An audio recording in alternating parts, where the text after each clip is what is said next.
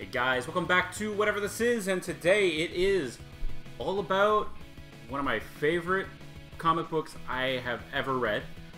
There was an exciting announcement recently, and that was that the Scott Pilgrim video game will be coming out on the Switch, PS4, and Xbox One later this year. I am incredibly excited about it. It's amazing. I never actually thought that game would come out. So in the midst of all that being announced, I decided, hey, let's talk about Scott Pilgrim.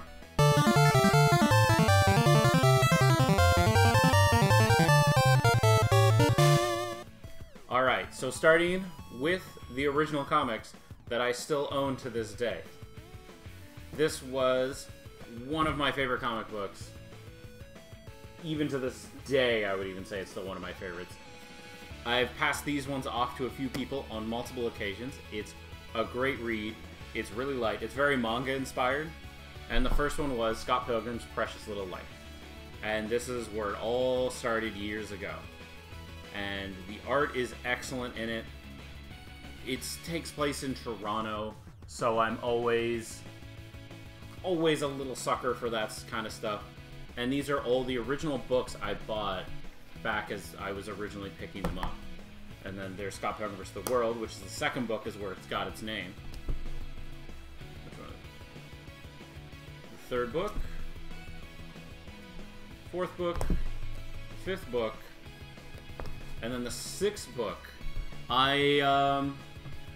This was a great ending to it. I love the way the comic ended, but I also love the fact that the movie is its own thing. Neither one takes away from the other. They're both the same concept, but different executions, which I'm really glad they did, because hey, you like the movie? Check out the books. Oh, you like the books? Watch the movie. You can't go wrong either way.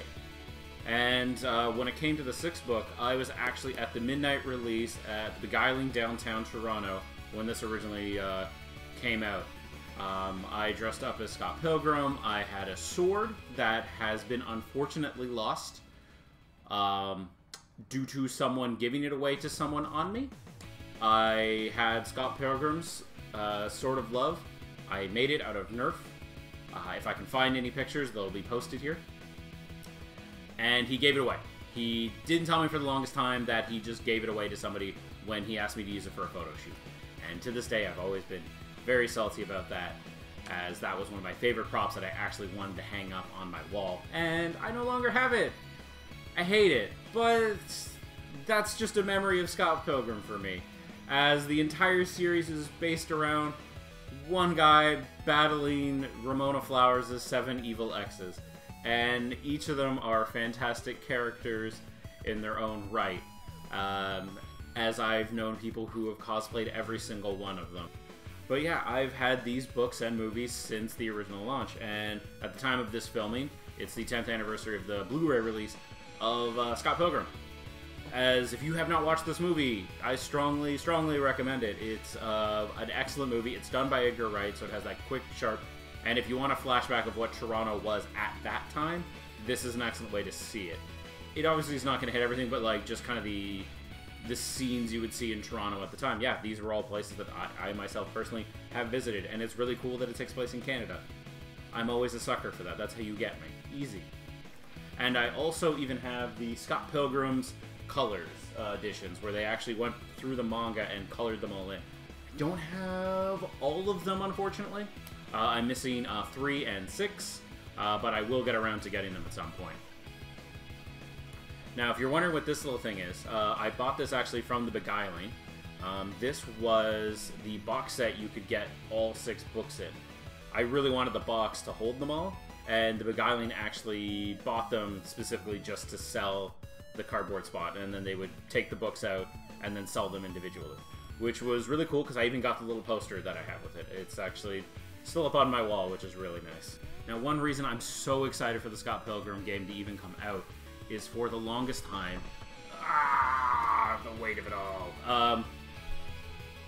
Keeping my PS3 was the only way I could keep playing that game.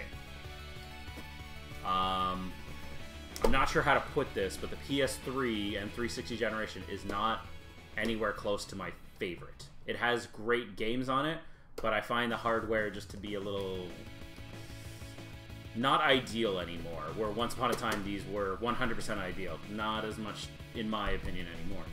But there's one of the few games that's just locked onto the system, and I'm so glad other people can play it.